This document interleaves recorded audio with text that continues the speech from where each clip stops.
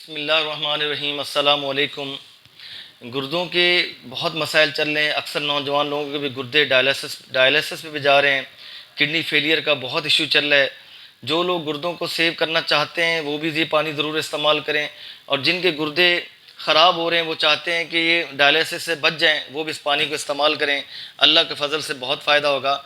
8 से 9 गिलास पानी ले लेना है आपने। इसके अंदर 1 चम्मच सौंफ डालने, 1 चम्मच सफ़ेद ज़ीरा, 1 चम्मच आपने कलौंजी डालनी है, 1 चम्मच मेथी दाना डालना है, 1 चम्मच अजवाइन डालनी है। उसके साथ साथ इसमें इसके अंदर आपने अदरक का एक टुकड़ा लाजमी डालना है, और उसके साथ साथ आपने 20-25 पत्ते पुदीने के, 20-25 पत्ते हरा धनिया के वो डाल देने हैं, और उसने पकाना है।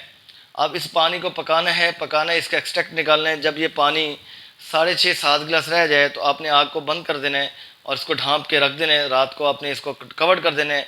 अगर मौसम ज़्यादा गर्म हो तो आप इसको ठंड नॉर्मल टेम्परेचर पे आने के बाद फ्रिज में रख दीजिए। सुबह निकाल के इसको नॉर्मल टेम्परेचर पे ले आइए। तो सारे दिन आपने इस पानी को पीना है।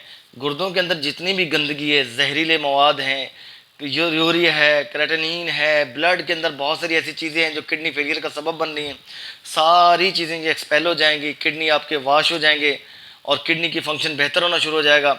और जिनकी किडनी हेल्दी हैं वो इस्तेमाल करेंगे तो किडनी इंशाल्लाह वो हेल्दी रहेंगे। इस पानी को मामूल बना लें और इसको इस्तेमाल करें।